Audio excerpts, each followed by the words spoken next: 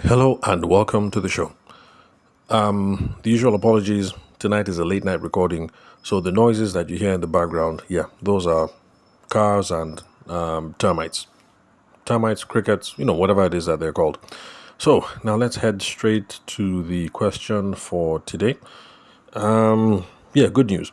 For those of you who are tired of me telling you what is not important in your business and what you should not be paying attention to, we are coming to the end of the questions where I am addressing people who have limited business experience and trying to give them practical guidance for first time entrepreneurs. Now, I started off this whole series by saying a couple of things, about five or six things that I think first time entrepreneurs need to pay attention to. And the first one was your business name is not as important as you think. So don't waste too much time on your business name. If this is your first time of listening to the show and that sounds counterintuitive to you, then skip back. That should be like 4 episodes, and you will get the details on that. You'll get the scoop. From there, we moved into tackling why branding is not as important as you think and why you shouldn't waste too much time on branding. So, for those of you brand and PR aficionados who are offended, then skip back. That will be 3 episodes, and you will get caught up to speed on the nuanced idea that I was trying to express there. Then I also had advice for the newbies that your business idea is not as important as you think. So you shouldn't spend so much time trying to hide your idea or trying to protect it. And for those of you who have legal sensibilities, you went to law school, you're a lawyer, or you're an IP professional, intellectual property protection professional, then skip back 1 episode to yesterday's episode, and you will get caught up to date on the tips, tricks, advice, or the business philosophy that I had for newbies in this space who are wondering, I have the greatest idea in the world. I don't want anybody to steal the idea. How do I protect it? So I went into the whole thing about how the idea itself is not the important thing, it's the execution of the idea. And what you should even be trying to do, first of all, is to validate the idea, to show that there is some market demand. People do find it useful. People actually are willing to spend money behind this thing before you start investing money behind IP protection. So, for those of you who like looking at stuff from legal end, you'll find yesterday's episode interesting. So today, so today what we're looking at is the idea that there's no business idea that is so great that it is going to sell itself. That's what we're tackling today. And then tomorrow, what we're going to look at how business is a team sport, because I want the newbies to know that no matter the kind of business that you want to build, whether it's a cottage kind of business, selling akara at the back of your house with your kids, or you being a supplier of catfish to market women, or you starting a fintech firm, or you trying to start a cement factory, or whatever, at whatever level it is that you want to play at, we have to realize that business is a team sport, and then we have to anticipate for that. We have to plan for that. So the whole thing of the solo, self-made businessman, self-made tycoon woman, self-made this, solo that, excuse me, that thing is just a myth.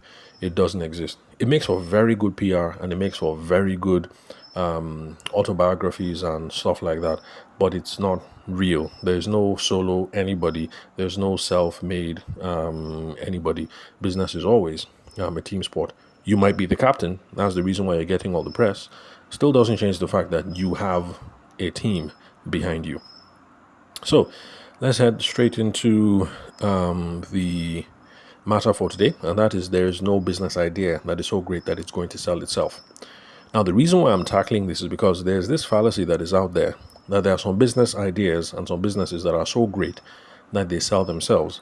So all you have to do is very little work. All you have to do is just slot yourself into position and start collecting the profits. And there are people who believe that this sort of thing exists, and there are people who want to work smart and not want to work hard and are constantly looking for these sorts of things that this thing will practically sell itself. All I have to do is wake up and be in position, and then I'll start counting my money. So for some people, that is the holy grail of business. Like, if I can find this thing, I'd be set for life. But is it a pipe dream? That's the kind of question that I want us to look at today. Now, one popular example that people give about this whole thing of products that practically sell themselves is this whole thing of the iPhone. So currently we're at iPhone. Okay, let me not betray my lack of pop culture awareness. I was going to say currently we're at iPhone 13 or 14, but I wouldn't want to say categorically that we're 13 or 14, and then somebody there is thinking, oh my God, this guy is stuck in the Stone Ages. We're currently at 18 or 19. So, anyway, I don't know what the current iteration is of the iPhone, but one reason why people speak of the iPhone as this sort of product is obviously the iPhone and the Mac products are behind the huge success that has been Apple. And then whenever they release a new edition, so let's say we're currently at 16 or 17, when they release 18 or 19 or 20 or 20, whatever, the it's going to be the same. There's going to be an announcement. There's going to be the anticipation. There's going to be the hype. And then people are going to line outside stores in America so that they can be one of the first to get them. And in Nigeria, the phones are going to come in at much more than market value. It's going to be all that craze. And so people look at it as that is one example of this is a product that sells itself. So, yes, Steve Jobs, iPhone, Mac products, they're so beautiful, they're so intuitive that they sell themselves. But is that really the truth? For those of you who have already read the fellow's autobiography, well, I haven't read it. Or did he write an autobiography? Well, anyway, there are books dedicated to him anyway. So for those of you who have read the books, you'll be able to testify to this. I've seen some snippets of the movie. I haven't even watched the movie from beginning to the end. That's the one with what's this dude? This guy that married Madonna, I think, and then later on married Mia Kunis. What's his name? Ashton Kutcher. Ashton Kutcher, I think. Yes. Okay. No, he wasn't married to Madonna. He was married to Bruce Willis's wife. What's her name, self? G.I. Jane. She acted G.I. Jane, Bruce Willis' wife. And I can't remember. But yes, the one that, so Ashton Kutcher played Jobs. Although I heard that there's another Jobs movie out there. So maybe I'll watch that one. So for those of you who have watched the movies or read the books, you see that, yeah, it started off humble beginnings. You had founders that were fiddling with an idea and they started selling motherboards first. So motherboards are, how do I explain it? Okay, so computer, that's the hardware, that's the thing that you see on the outside. If you crack it open and you look on the inside, you're going to find motherboards. That is that green little thing that is soldered and welded, and the microprocessors are attached to it, and all the gizbang, everything that all the circuitry that is needed to make it work is attached to it. So that's the motherboard. So they started off selling motherboards or something like motherboards. Now, eventually, they were able to cobble together a computer, and then they had to engage in fundraising rounds to start a company. And then, since Jobs was all about this whole thing of products looking nice and sleek and everything, they had to hire great design and product development teams. And they also had to hire great public relations and advertising firms. That's the reason why that advertisement, the Super Bowl one, I can't remember what year anyway. Was it 1983 or something? But anyway, the ad, the 1984 ad, some as people like to call it, was based on what's this guy's name? George Orwell, Abby? Animal Farm. Yeah, George Orwell. Yeah, so he wrote a book, 1984. It's supposed to be some dystopian science fiction, and so the Apple had this great idea for an advertisement. You can check on YouTube. It'll be there. Just type in Apple 1984. You see the advert. I mean, now the advert doesn't look like it's great, but back then it was a brilliant idea. When did it run? 1983. Okay, well, I was a baby then anyway. I didn't see it myself. But the thing is, Momsy later on, that's my own mom, later on would become a public relations professional and a marketing exec. So these are some of the things that I would hear about as a little child, Momsy, Popsy talking about some things like that. So yeah, apparently this was a really cool advertisement at the time. Anyway, I digress. So they had to hire great public relations people. They had to hire advertising firms, and for those of you who have been watching all the releases of the product, you see that there's great showmanship that is involved in the product launches. So there's that whole thing of they hold the convention. Steve Jobs comes out. He's looking casual, but clearly he's polished. It's a solid presentation. Blah blah blah, and all these things. Now, for those of you who have read the books, and for those of you who have watched the movies, I want you guys to think about it and tell me which part of this story looks like, or which part of this story sounds like the product sold itself. It did not. They started selling motherboards, they raised some bali, they raised some money. Then, eventually, they were able to set up a computer. But then, they had to go and start toasting people to raise funds to start a company. Then, they used that money to hire great design people and product development people to design what they thought was the perfect product. Then they had to hire great public relations and advertising firms. Why did they do that? They did that because they were trying to sell the thing. And they did that expensive advertising campaign for the Super Bowl. And then they go through all this trouble of all this showmanship whenever they're about to launch. Steve Jobs comes up, the guy is looking casual, he's looking relaxed. There's the lights, there's the music, there's the everything, the whole polish presentation, and there's press packets and everything like that. So where in all this thing does it sound like the product is selling itself? So it really makes me like it blows my mind every time I hear somebody say this whole thing of, oh, the iPhone sells itself. Like, which selling itself? It's not selling itself, never has sold itself. Steve Jobs is obviously selling the damn thing. And if he's not selling it, he's getting people who know how to help him sell the damn thing. So the iPhone does not sell itself. So if your idea is that there's going to be a product that is going to be the holy grail that will make you money, and the iPhone is your model, then get ready for 2 decades of product development, 2 decades of fundraising, 2 decades of stakeholder management, because there's stakeholder management involved. Because once you collect investors' money and they're sitting on your board, investors now feel like they can tell you, don't do this, don't do this, let's do this. So stakeholder management, doing that for 2 decades. Then there's inventory management, because you're producing a physical product. You have to anticipate demand, make enough, but don't make too many.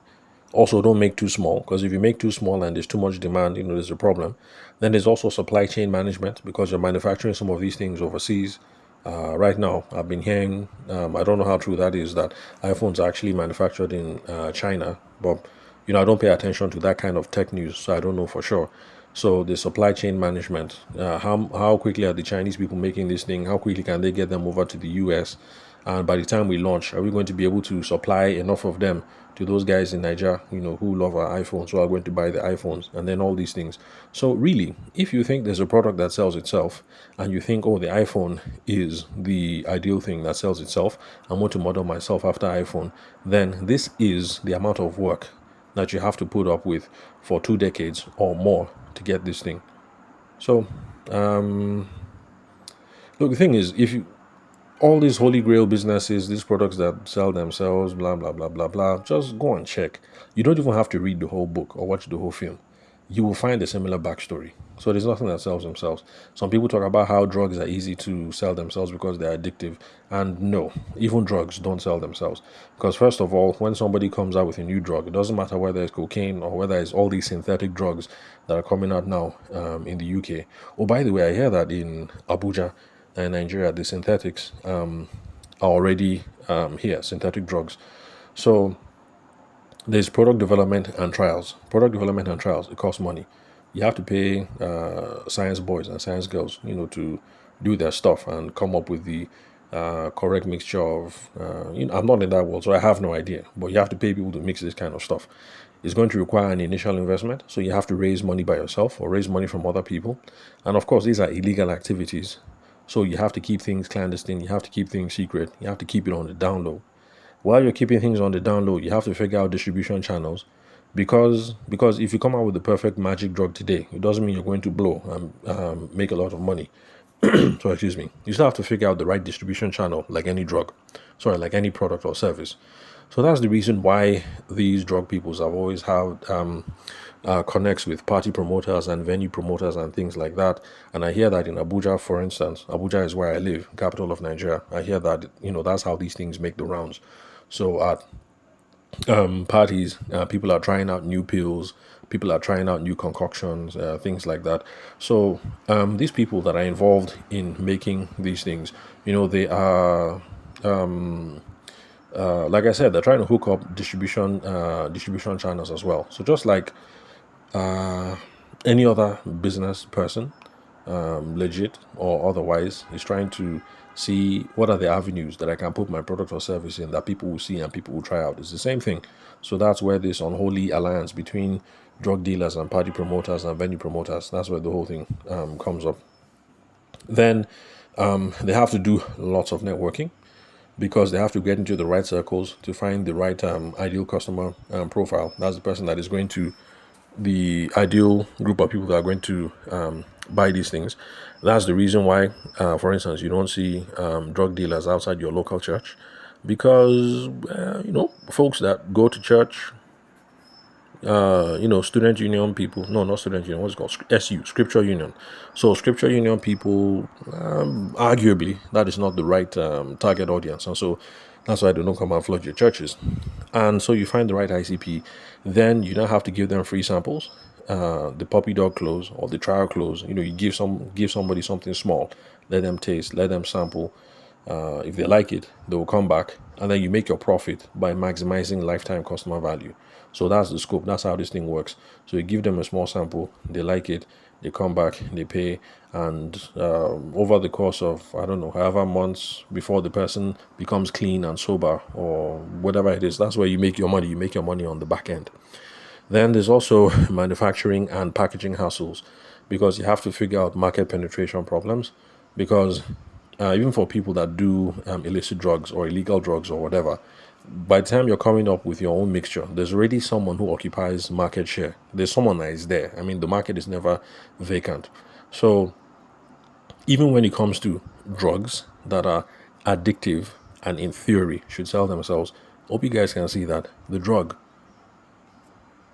all the new fancy stuff, the designer drugs, so excuse me, that are coming in from Europe and America, they don't sell themselves.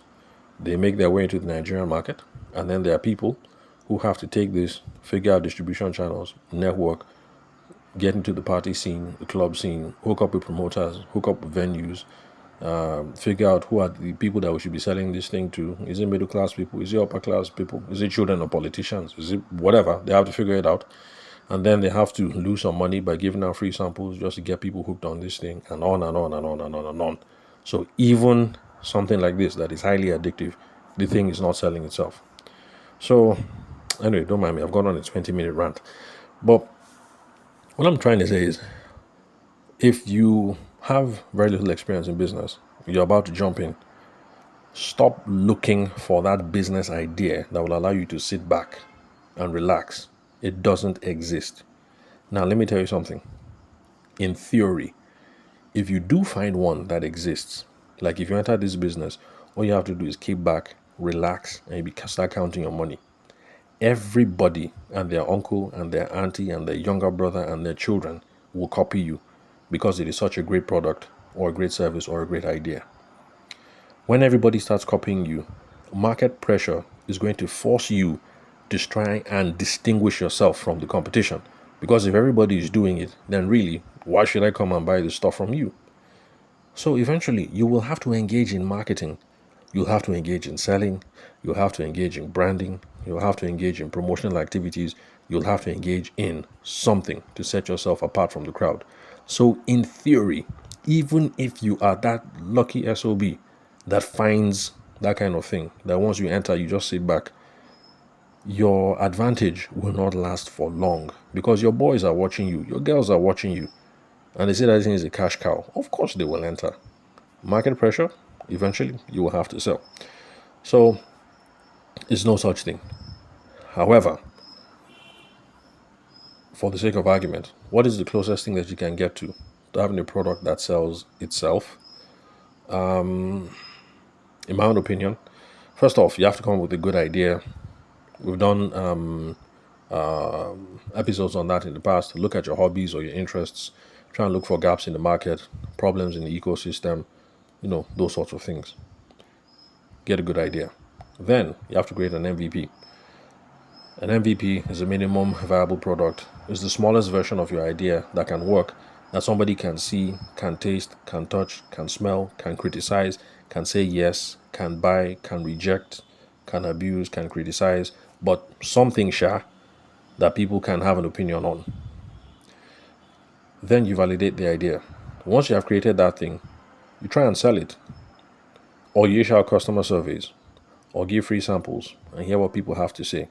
The thing is, do anything to get this MVP into people's hands so you can see if there's demand. Then look for feedback.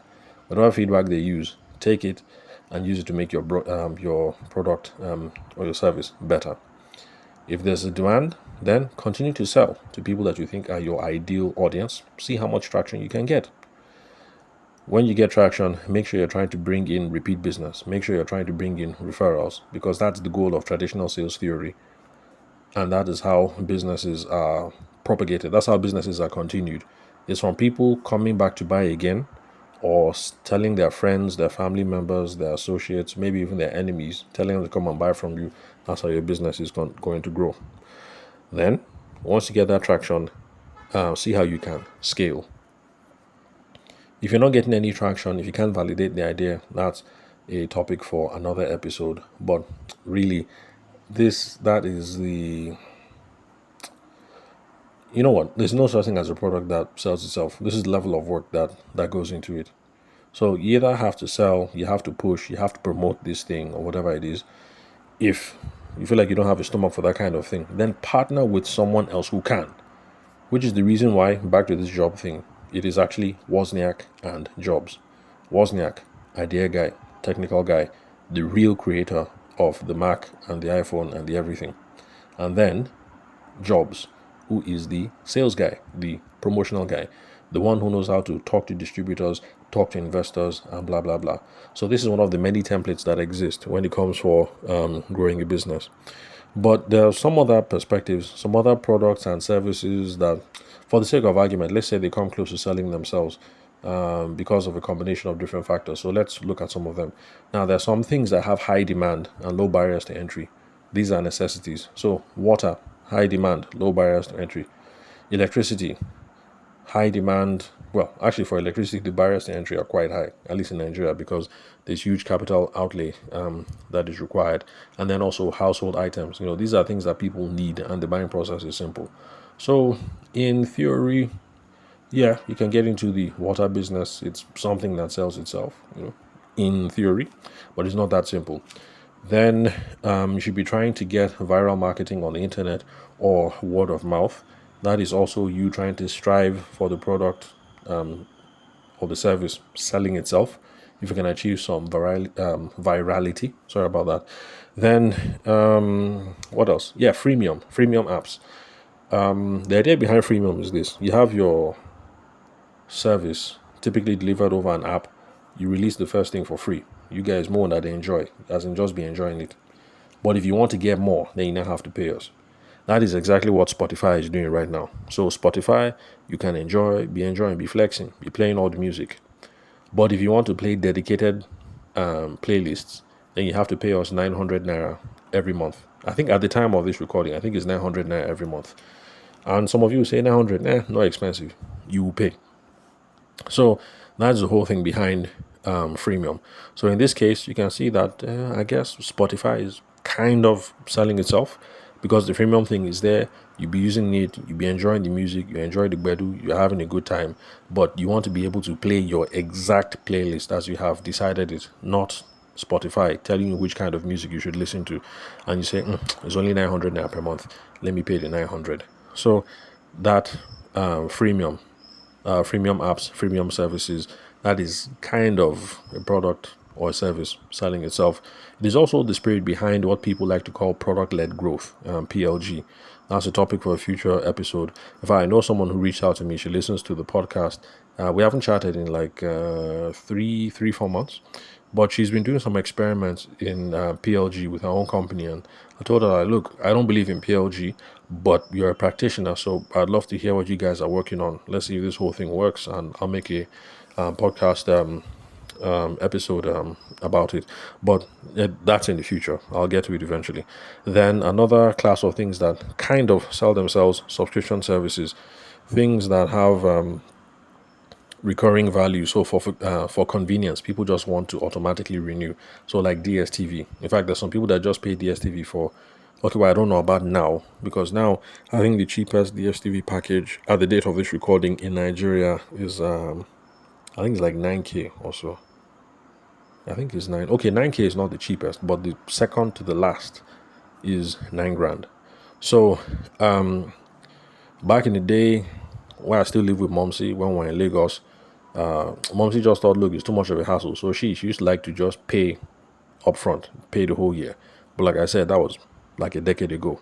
Not now, that the cheapest, second to the last package is 9K. So, but there are some people who will say, you know what, instead of me paying for this thing every month, let me just pay the whole year. After all, the children are around most of the time. Let me just pay.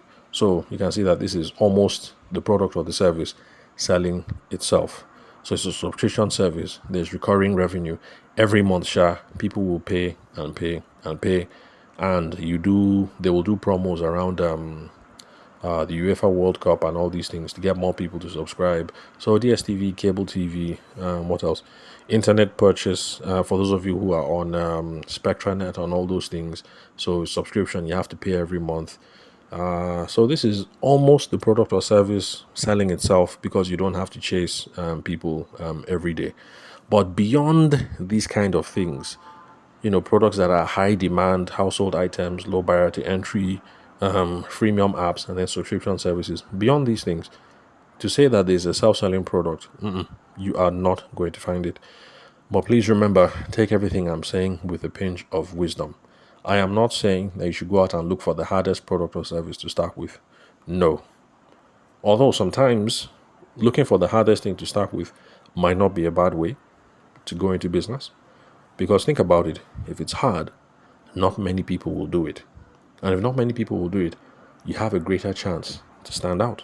And that is how I started my own public speaking and consulting journey. I'm a wedding photographer. People know me for wedding photography. I have certain ideas about business. People say I'm good about sales.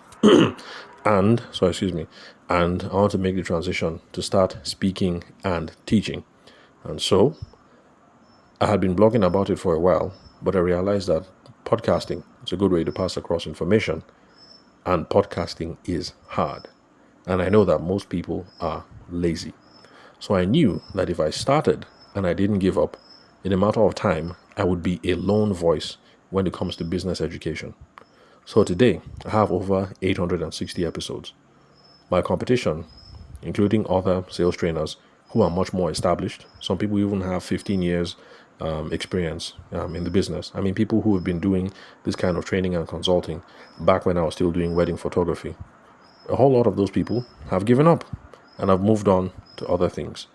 But anyway, that's a topic for another day. But bottom line is, sometimes picking the hardest thing might also be a good strategy. And that's why I've stuck to this whole podcasting thing. Because to be honest, I just knew that, look, podcasting is hard. People will start. By the time they do this thing 8-9 months, they'll say, well, man, this thing is too much stress. After I'm not getting clients. And then they will stop.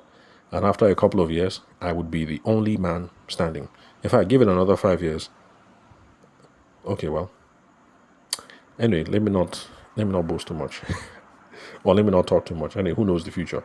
But give it another couple of years, another 5 years, I probably will be a lone voice when it comes to business education. Anyway, let me stop tooting my own horn. So that's all for today, pretty much. Connect with me on WhatsApp. The phone number is 080-6466-2140. The country code is +234. Then connect with me on LinkedIn. My name is Tavishima Ayede. I'm the host of the show. You can confirm the spelling of my name and email address from the link where you're currently listening to this episode. So thank you very much for your time and attention. Sorry I went real lengthy. I just was trying to stress this whole thing that there's no product or service that sells itself. So for those of you who are newbies, you have limited business experience, you're looking for practical guidance for first time entrepreneurs, my advice to you for today is stop looking for that.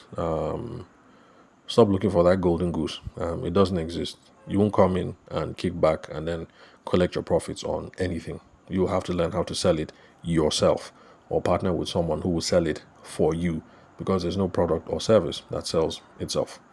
So, see you guys at the next recording.